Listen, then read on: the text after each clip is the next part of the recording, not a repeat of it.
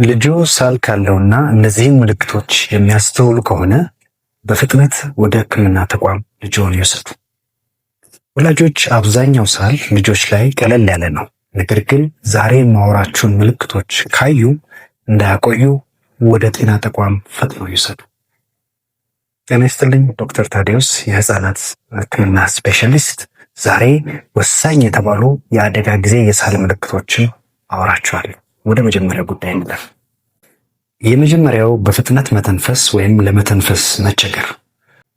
ወላጆች ልጆ ሳል ኖሮት ለመተንፈስ የሚቸገር ከሆነ ማለትም ሆትሮ የፈጠነ ፈጣን የሆነ አተነፋፈስ ካለው፣ በሚተነፍስበት ሰዓት ደረቱ ገባ ወጣ የሚል አይነት አተነፋፈስ ካለ፣ አሊያም ደግሞ የአንገት አካባቢ ጡንቻዎች ወይም ጎድን አካባቢ ያለ የአጥንት እንቅስቃሴ ገባ ወጣ ማለት የሚኖር ከሆነ፣ በጣም አነስ ያሉ ልጆች ደግሞ ከሆኑ አፍንጫቸው አካባቢ ያለው ቀዳዳ የሚንቀሳቀስ ከሆነ፣ እንዲህ አይነት የአተነፋፈስ ባህሪዎችን ካዩ ይሄ በፍጥነት ወደ ሕክምና ቦታ የግድ መውሰድ ይኖርቦታል ማለት ነው። ስለዚህ ቤት ውስጥ ለማከም አይሞክሩ፣ የግድ ጤና ተቋም ሄዶ መታከም አለበት ማለት ነው።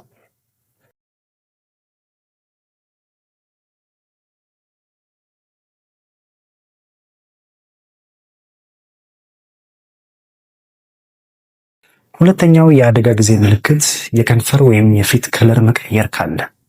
አዎ ወላጆች፣ ይሄ ደግሞ ኢመርጀንሲ ነው ማለት ልጁ በቂ የሆነ ኦክስጅን እያገኘ አይደለም ማለት ነው። ስለዚህ ይህንን በሚያስተውሉበት ሰዓት ወደ ሕክምና ቦታ ፈጥኖ መውሰድ አለቦት።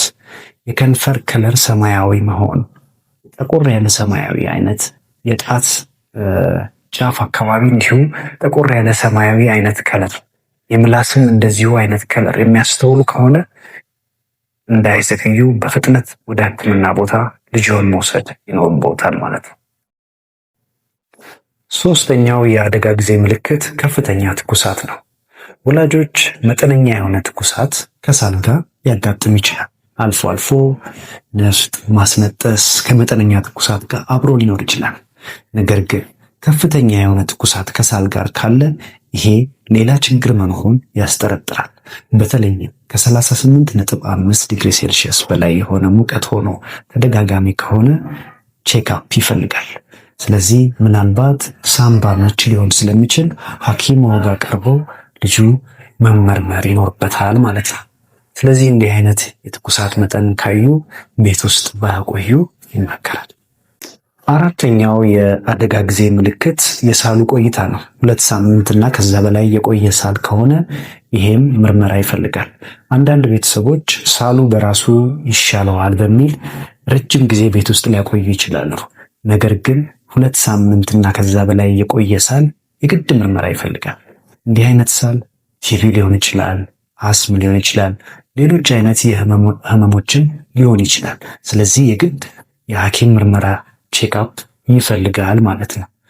በአንዳንድ መድኃኒቶች እና በቤት ውስጥ ሕክምና ይሄን ያህል ጊዜ ሳል ኖሮ ማቆየት ልክ አይደለም ማለት ነው።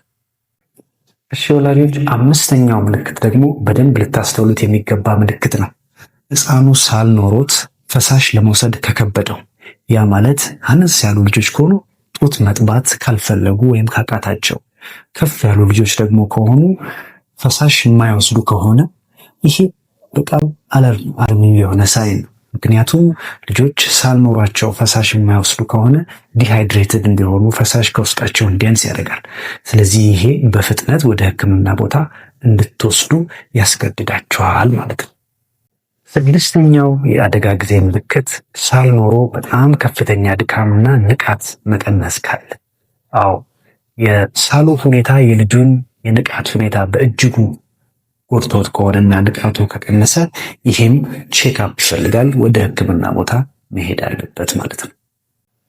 እሺ ወላጆች፣ አሁን ከዘረዘርኳቸው ከስድስቱ የአደጋ ጊዜ የሳል ምልክቶች በተጨማሪ እንደ ተጨማሪ የማነሳቸው የሳል ባህሪያቶች ደግሞ አሉ። አንዳንድ ልጆች ሳል ኖሯቸው ከደረታቸው የሚወጣ ድምፅ ይኖራል። ቀረብ ብለን ደረታቸውን ብናዳምጥ ይሄ በሕክምና ዊዚንግ የምንለው እንደ ዋሽንት አይነት ድምፅ ከደረታቸው ይወጣል። እንዲህ አይነት ድምፀትም ካለ የሕክምና ቼክአፕ ይፈልጋል።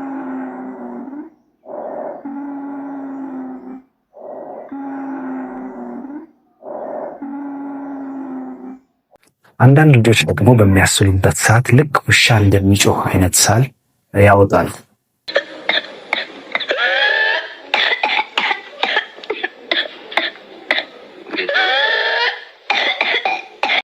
በሕክምናው ባርኪንግ ካፍ እንለዋለን።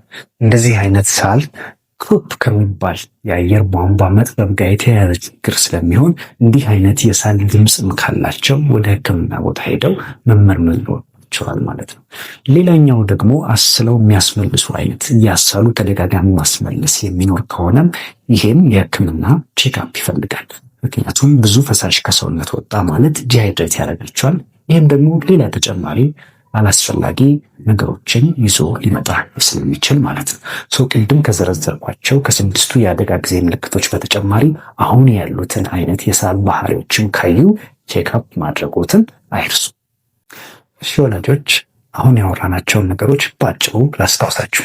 የመጀመሪያው በፍጥነት መተንፈስ ወይም የመተንፈስ መቸገር፣ ሁለተኛው የከንፈር ወይም የፊት ከለር መቀየር፣ ሶስተኛው ከፍተኛ የሆነ ትኩሳት፣ አራተኛው ሳሉ 2 ሳምንት እና ከዛ በላይ ከቆየ፣ አምስተኛው ፈሳሽ ለመውሰድ ወይም ለመጥባት መቸገር ካለ፣ ስድስተኛው የንቃት መቀነስ ካለ።